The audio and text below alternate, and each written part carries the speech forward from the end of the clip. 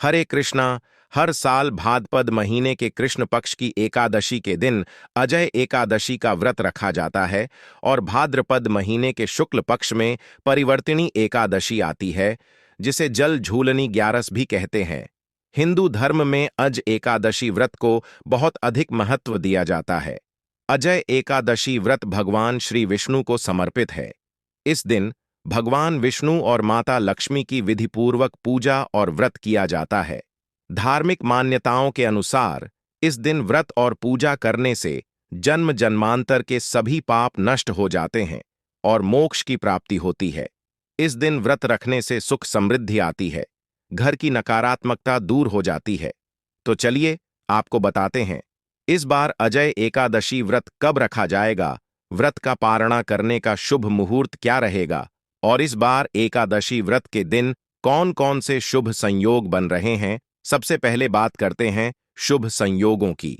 तो इस बार अजय एकादशी के दिन सर्वार्थ सिद्ध योग और सिद्ध योग का निर्माण हो रहा है। ये दोनों ही योग पूजा पाठ के लिए बहुत अच्छे होते हैं। इस दौरान आप जो भी काम करेंगे उस काम में आपको सफलता निश्चित ही प्राप्त होगी।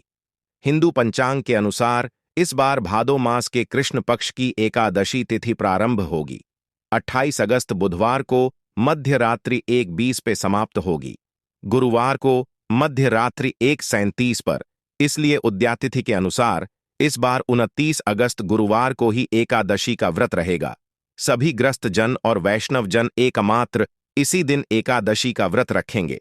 व्रत का पारणा अगले दिन किया जाता है। अब पहले जान लेते हैं गुरुवार के दिन के मुहूर्त के बारे में।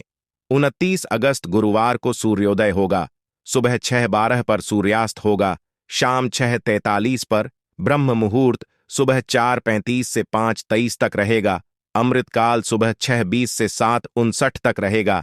इस दिन सिद्ध योग शाम 6:15 तक रहेगा। अभिजीत मुहूर्त दोपहर 12:02 से 12:52 तक, जो कि शुभ मुहूर्त माना जाता है, और राहु काल, जो कि अशुभ मुहूर्त में गिना जाता है, दोपहर 1:30 बजे से 3 बजे तक रहेगा। द्वादशी तिथि प्रारंभ होगी 29 अगस्त गुरुवार मध्य रात्रि 1:38 से। 30 अगस्त शुक्रवार मध्य रात्रि 2:25 पर द्वादशी तिथि समाप्त होगी।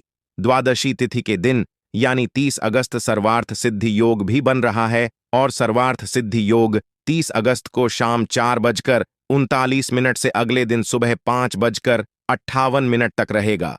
हर साल भादो महीने के कृष्ण पक्ष की द्वादशी तिथि को ही गोवत्स द्वादशी का त्योहार भी मनाया जाता है। कहीं कहीं पर इसे बछ बारस भी कहते हैं। इस दिन बछड़े वाले गाय की पूजा करने के बाद गौ की रक्षा करने का संकल्प भी लिया जाता है। गाय को हमारे हिंदू धर्म में बहुत पवित्र माना जाता है और माता मानकर गौ माता की पूजा की जाती है और गौ माता भगवान श्री कृष्ण को अत्यंत प्रिय होती है। ऐसे में जो भक्त इस दिन गौ माता की पूजा करते हैं, गौ माता को गौ ग्रास देते हैं, गौ के साथ बछड़े की पूजा करते हैं, उन पर गौ माता के साथ साथ सभी 33 देवी देवताओं का आशीर्वाद और भगवान श्री कृष्ण का आशीर्वाद भी सदा बना रहता है। इसलिए आज के दिन आप गौ माता को हरा चारा, रोटी, गुड़, चने की दाल या मौसमी फल अवश्य खिलाएं। गौ माता का पूजन करें और गौ माता की परिक्रमा भी करें। 30 अगस्त शुक्रवार को सूर्योदय होगा, सुबह 6:12 पर सूर्यास्त होगा, शाम 6:42 पर ब्रह्ममुहूर्त सुबह 4:36 से 5:24 तक रहेगा। इस दिन पुनर्वसोग शाम 5:55 तक और बाद में पुष्य नक्षत्र प्रारंभ होगा। ये दोनों ही नक्षत्र अपने आप में सभी कामनाओं की पूर्ति करने वाले नक्षत्र होते हैं।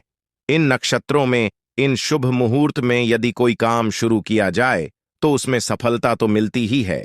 ऐसे में किए गए काम का अक्षय गुना पुण्य भी प्राप्त होता है।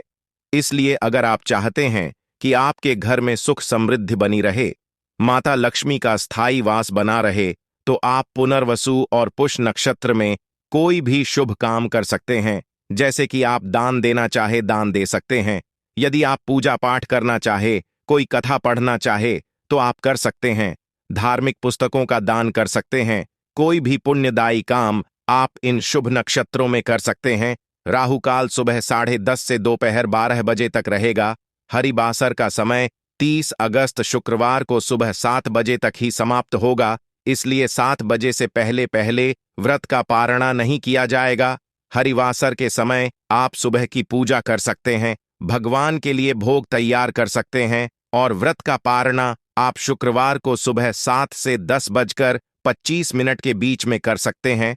कुछ कैलेंडर के अनुसार व्रत पारणा का जो मुहूर्त है वो इस दिन सुबह 7 बजे से 8:29 का भी बताया जा रहा है।